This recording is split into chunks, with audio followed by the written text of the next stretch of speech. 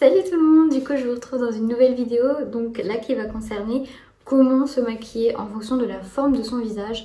Avant de commencer, je précise quand même que je ne suis absolument pas make-up artiste, que tous les conseils que je vais vous donner, ce sont des conseils que j'ai eus des professionnels qui m'ont maquillée, donc de l'expérience que j'ai eue dans le mannequinat, des recherches que j'ai faites, etc.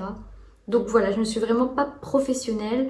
En tout cas, ce que je vais vous dire, normalement il n'y a pas de bêtises, mais bon, ce ne sera pas aussi complet qu'une formation chez MAC par exemple. Donc on va rentrer dans le vif du sujet. La première chose, c'est de déterminer sa forme de visage. Tout le monde ne la connaît pas forcément et parfois on peut se tromper. Donc les deux choses les plus simples pour déterminer sa forme de visage, ça va être donc de prendre ses cheveux, on va tout mettre en arrière, on va enlever tous ses petits cheveux, voilà. Et on va déterminer la forme de son visage. Donc soit on prend une photo comme ça et on dessine le contour, soit vous regardez dans un miroir et vous prenez un rouge à lèvres ou un feutre et vous dessinez le contour que vous voyez.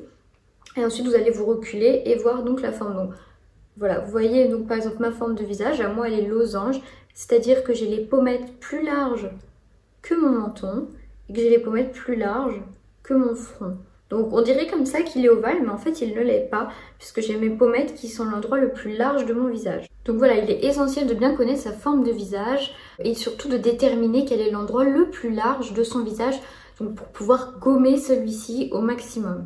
Donc je vais vous donner les formes de visage les plus simples, puisque bien évidemment il y en a plusieurs, c'est adaptable à chacun, mais on va commencer par le visage rond. Donc je vous mets une photo juste là, le visage rond c'est pas compliqué, rond.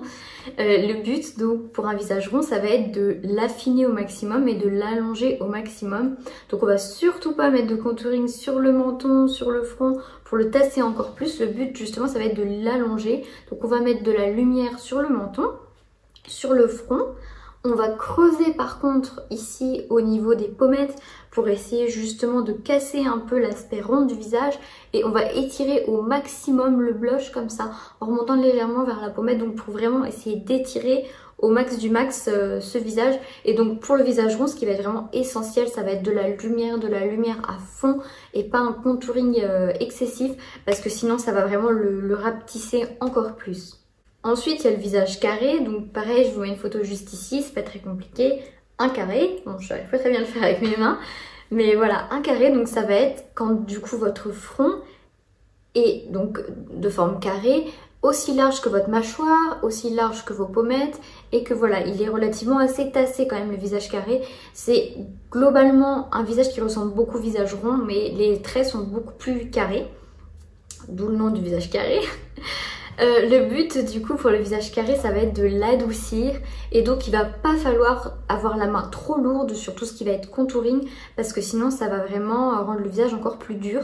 Ce qui va être aussi très important pour le visage carré, ça va être de pas faire des sourcils très arqués, ça va être de les arrondir au maximum. Et pareil pour la bouche, il va pas falloir avoir un arc de Cupidon tout pointu comme ça parce que sinon ça va rendre le visage encore plus dur.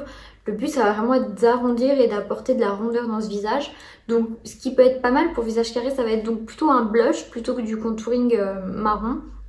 Et donc essayez pareil d'apporter de la lumière donc au niveau des mâchoires parce que généralement quand on a le visage carré c'est surtout à ce niveau là, un petit peu au niveau du menton. Après voilà c'est adaptable à chacun. Si on a un très grand front mais une mâchoire carrée, on peut mettre un petit peu de contouring ici. Voilà c'est vraiment adaptable à chacun, on a tous un visage quand même qui est propre à nous-mêmes, donc même si on rentre plus ou moins dans des cases, il faut toujours s'adapter.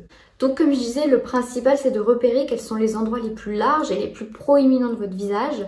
Donc si vous avez un grand front, ça va être donc voilà d'essayer de le rapetisser un petit peu. Après, ne confondez pas un front haut et un front large parce qu'il y a plusieurs types de grands fronts. On peut avoir un front haut, auquel cas il faudra mettre un contouring en haut, et on peut avoir un front large qui paraîtra grand mais il ne faudra pas mettre de contouring en haut sinon ça va le tasser. Il faudra plutôt en mettre ici sur les côtés. De même pour la mâchoire, on peut avoir une grande mâchoire, donc c'est-à-dire large ici mais pas très haute, et à l'inverse une mâchoire qui descend beaucoup mais qui n'est pas très large. Donc il faudra faire attention, si elle est plus large que longue, il faudra mettre du contouring ici, mais si elle est plus longue que large, donc c'est au niveau du menton qu'il faudra mettre ce contouring. Du coup dans la continuité de ce que je dis, il y a les visages triangles, donc comme ceci, ou triangle inversé. Donc le visage triangle, ce sera une mâchoire plus large que le front. Donc globalement, ça ressemblera à ça. Et donc pour ce visage-là, il va falloir essayer de d'estomper au maximum la mâchoire. Et pareil, on peut rajouter un petit blush pour essayer d'étirer un petit peu ici et d'uniformiser le visage. Si c'est un visage triangle inversé, donc ça va être l'inverse. Donc ce sera un visage comme ça. Je sais pas si je le fais très bien. Bon bref, triangle inversé, vous avez compris, où le front sera surtout très large et le menton plus petit. Donc il faudra mettre un contouring ici.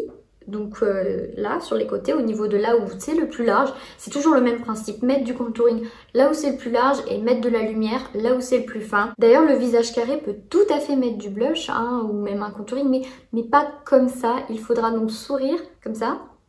Et donc en mettre au niveau de là où les pommettes ressortent parce que sinon bah, ça va faire des traits anguleux et donc c'est vraiment pas du tout ce qui est recherché. Pour le visage ovale, donc je vous le mets juste là, bah, le visage ovale c'est considéré dans ce qui est donc photographie, maquillage, etc. comme la forme de visage à avoir, la forme la plus parfaite on va dire.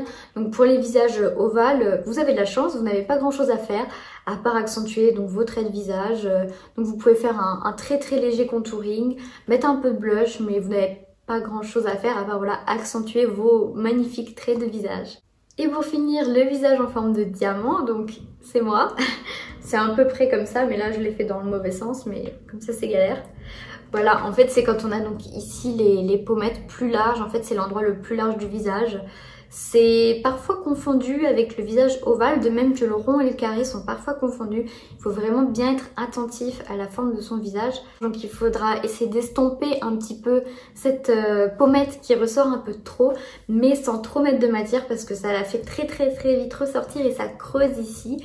Donc il faudra en fait mettre un blush et un très léger contouring parce que si vous en mettez un chouïa de trop, ça fait vraiment creuser. En fait il faut vraiment pas le mettre bas, il faut vraiment le mettre sur la pommette et pas ici comme vous le voyez souvent parce que sinon bah voilà ça va encore plus faire ressortir cette pommette. Pareil le blush vous pouvez en mettre un petit peu mais il faut vraiment pas en abuser parce que bon moi ça va, mes pommettes ressortent mais c'est pas non plus exagéré. Par exemple Angelina Jolie elle a vraiment des pommettes qui ressortent énormément. Donc voilà, j'ai d'ailleurs oublié de préciser qu'il y a aussi le visage oblong, c'est un mélange de visage ovale et de visage carré. C'est à dire que vous avez la mâchoire carrée, le front carré mais pas le visage trop court non plus, assez long. Donc ça c'est le visage oblong. Donc il faudra essayer de faire un mixte entre du visage carré et du visage ovale, ça dépendra vraiment de quels sont les endroits les plus larges.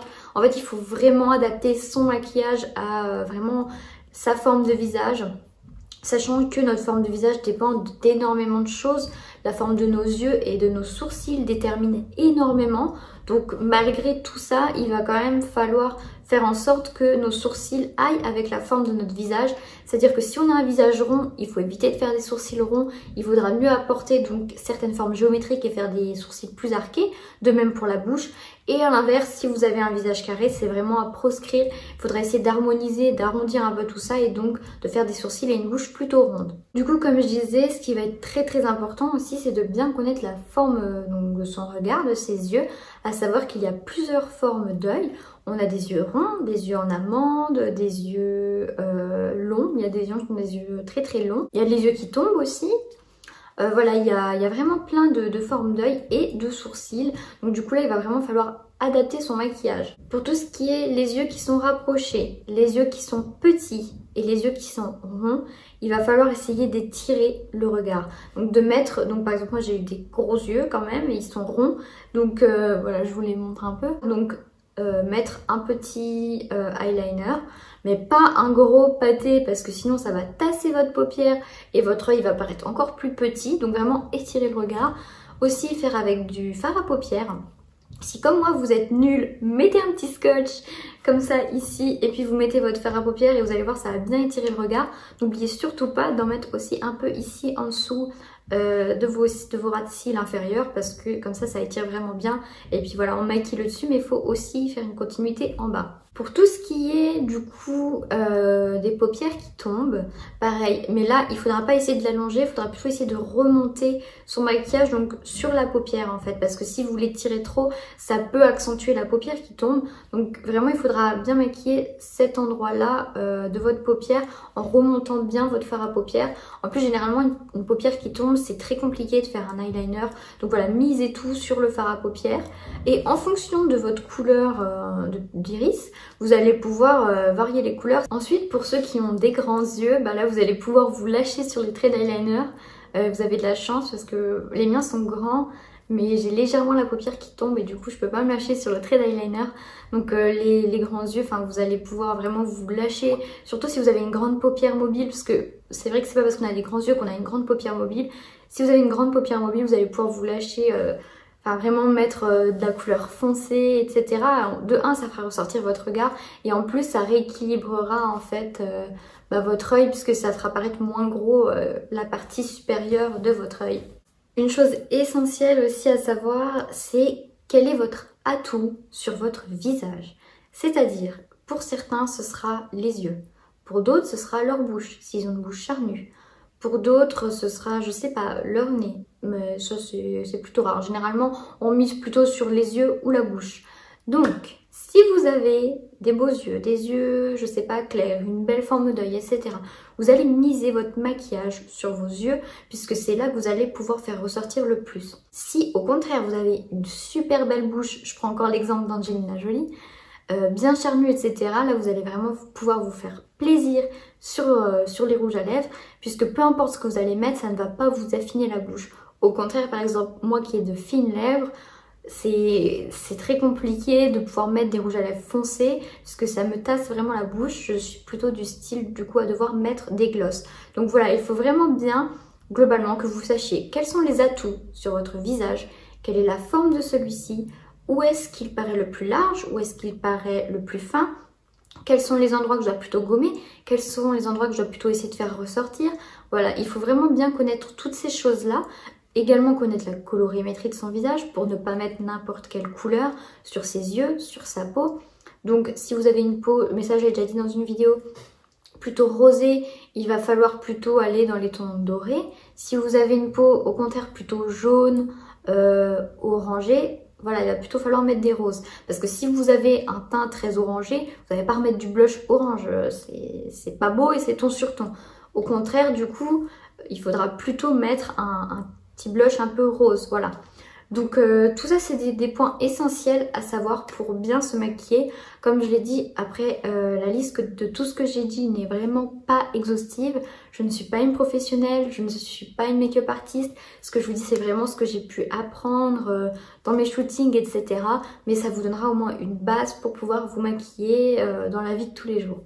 Voilà, c'est fini, j'espère que ça vous a plu. N'hésitez pas à me mettre un petit pouce et à me suivre. Surtout, n'hésitez pas à me laisser un commentaire pour me dire ce que vous en avez pensé. Ça me fait toujours plaisir d'avoir des commentaires constructifs. J'aime aussi savoir ce que vous en pensez. N'hésitez pas aussi à me dire quel genre de vidéo vous aimeriez avoir à l'avenir. Et je vous fais plein de bisous. À bientôt!